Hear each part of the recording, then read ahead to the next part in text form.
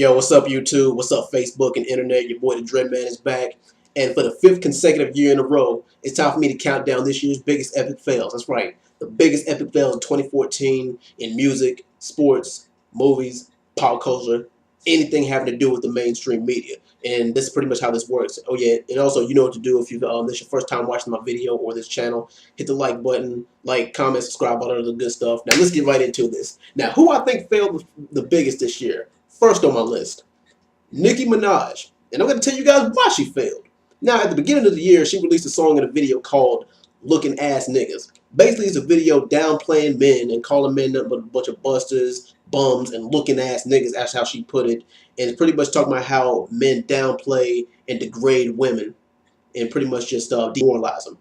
Then 6 months later, she released a song in a video called Anaconda, which is with a video of her, nothing but her shaking her ass around a bunch of other scantily clad women and having lyrics about nothing but sexually explicit, having nothing but sexually explicit lyrics in it. While I did enjoy the video thoroughly, I will admit, how can you have one message in one song and then a entirely different message in the next song, pretty much contradicting it? Now, I may not be the smartest man on the planet, but I think this is a little bit hypocritical. So, Nicki Minaj, you epically fail for being a hypocrite, but you win for having a big ass, no matter how fake it is. Anyway, next on my list, Ray Rice, Adrian Peterson, and pretty much any professional athlete that was involved in any kind of domestic or spousal abuse this year. Now, Ray Rice, he got suspended in February of this year for hitting his wife in the elevator and knocking her out and having to drag her unconscious body out of the elevator. Now, you are a professional athlete, so therefore you're supposed to set an example for anybody who watches you. And as far as Adrian Peterson leaving marks on his son, whipping him with a switch, a little thin twig for people who ain't from the South. Now, there is a fine line between discipline and child abuse.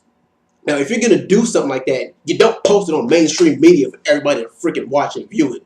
So, and it's a really tough situation to be in. But like I said, you guys are held to a higher standard than that because you get paid millions of dollars just for catching and running the football. So, for that, you guys epically fail. And it's a damn shame because I do hope to see that, what they do off the court, what they do off the football field, should not reflect their skills on the football field because they're the best athletes at what they do. But yeah, they epically fail for that. And I will have you guys know that domestic violence is a very, very serious issue, and it should not be made fun of or to be taken lightly or to be, put out there in mainstream media, unless of course you're Eminem. Yeah, moving on. Now, next guy I want to talk about, Jeremy Meeks, the mugshot felon. Yeah, this guy.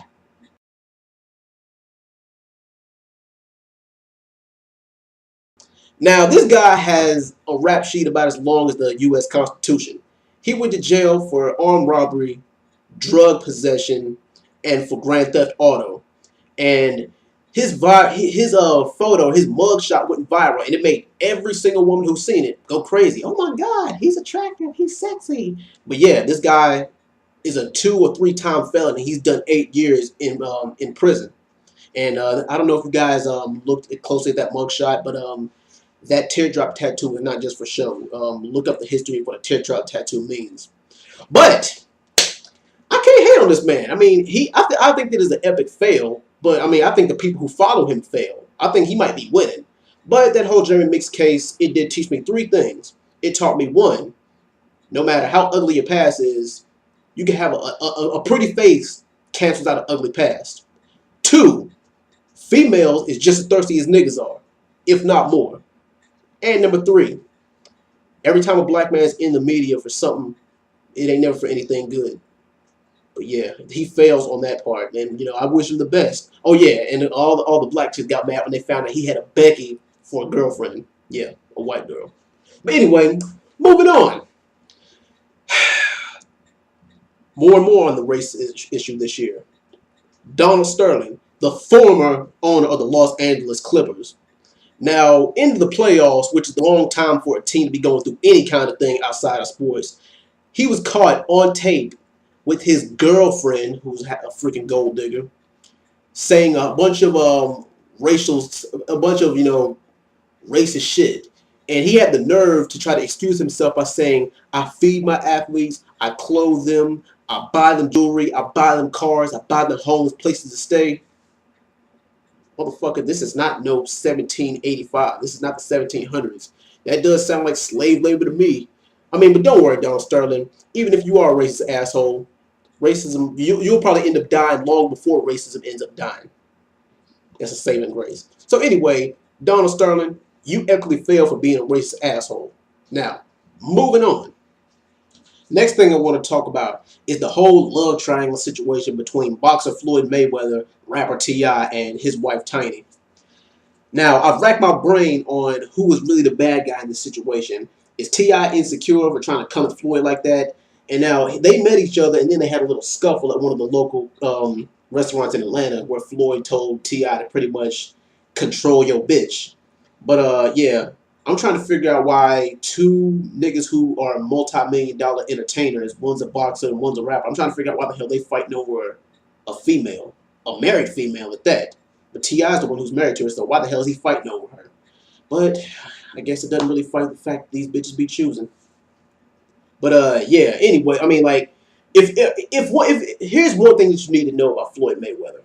Floyd is an asshole.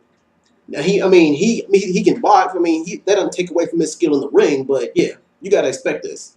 A lot of it's no coincidence that a lot of black women or women in general classify a man as a good man if only he's making a certain amount of money, if he's making bank or any kind of major scratch. But yeah, he got money, but he's still an asshole. And T.I., he ain't really any better because he kind of fed into the drama that was between them two. And Tiny, she kind of left it alone. But I can't tell you how many niggas have been getting lumped up, stumped out, and pretty much just straight up slumped over a female. So yeah, all three of them who were involved in that little triangle of theirs, they epically failed. Floyd, you failed, you're still a good boxer. T.I., you failed, you're still one of the top 10 rappers today. And Tiny, you failed for instigating this shit. Anyway, next, LeBron James. I feel bad for LeBron James. I really did not want to put him on this list, but I gotta do it because at the in the middle of 2010, when he opted out of his contract with the Cleveland Cavaliers and opted to go to the Miami Heat, he said, "We're not gonna win not one, not two, not three championships, not 4, 5, 6." Okay, you win 2 championships, and when you go up against the San Antonio Spurs for the third time, I swear the Spurs is his kryptonite. But yeah, when he goes up against the Spurs, he ended up losing again because the Spurs something proved that year. But yeah, I mean, in losing, he decided to go back home. Now he does get points for loyalty, for going back to his team. But yeah, he does fail for not delivering on his promise. But like you can't really decide whether this is a win or a fail for him. I'll call it a win/fail. Anyway, next, Young Thug's rap career. Not only do his lyrics suck, but he is possibly a homosexual. I mean, I'm not homophobic. I'm not a gay basher, gay hater, none of that. I mean, but it's like if you're a gay rapper, I mean, like if you're homophobic, I mean, if you're a homosexual, just come out. Nobody in the rap community is gonna judge you. I'm lying through my goddamn teeth, ain't I? But yeah, besides the fact, Young Thug is a trash artist. So in that regard, he epically fails. Now, the Ice Bucket Challenge. The ALS Ice Bucket Challenge. Now, this whole thing became a viral internet sensation, and it was all supposed to intend to raise money for ALS. Lou Gehrig's disease. A disease that affects back of the brain or whatever. But yeah, this whole thing went viral, and people just started doing it for a trend. And the people who actually donated, congrats to you. But people who are doing it just a trend, epic fail. And I'm not gonna lie, I briefly participated in it. That footage isn't coming out, but yeah, you don't want to end it. For those who participated and ended up doing it for just a fad and a trend, you guys failed. Oh yeah, and this guy failed more than any one of us.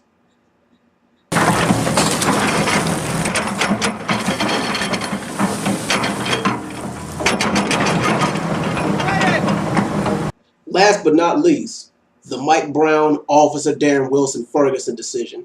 And we're still seeing the aftermath from that. Now, you guys have read the whole Mike Brown story where he was shot by an unarmed black teenager was shot by a police officer. In America, that's nothing new. I mean, let's see. Let's go down the list. Trayvon Martin, Sean Bell, and numerous other ones in the past 10 to 20 years. Yeah. And Officer Darren Wilson was let off scot-free, which makes it okay in the eyes of the American justice system that a dog's life is more valuable than a human life. Because, all right, look at the whole U.S. justice system in the past 4 years. Casey Anthony killed her daughter. She gets off scot-free because of lack of evidence. Officer Darren Wilson and George Zimmerman, they both shoot an unarmed black teenager and nothing happens to them. Michael Vick, he goes to jail for killing dogs. Oh yeah, let's see another one. There's numerous others that I can really get into that I have other videos about. But yeah, Mike Brown, rest in peace to you, though. Rest in peace to Mike Brown and Officer Darren Wilson. You'll probably never have another peaceful night's sleep again, and neither will you, George Zimmerman, if you are, watching this. I doubt you are, but yeah. In the U.S. justice system, you guys fail because, if this happens again, I wouldn't be surprised if people start taking the law into their own hands. But anyway, that'll do it for this year's Epic Fails of 2014. Let me know who you think failed the most, which was the biggest one. And if I left any out, leave it in the comment section. But anyway, I'm out, guys. Thanks for watching. Peace.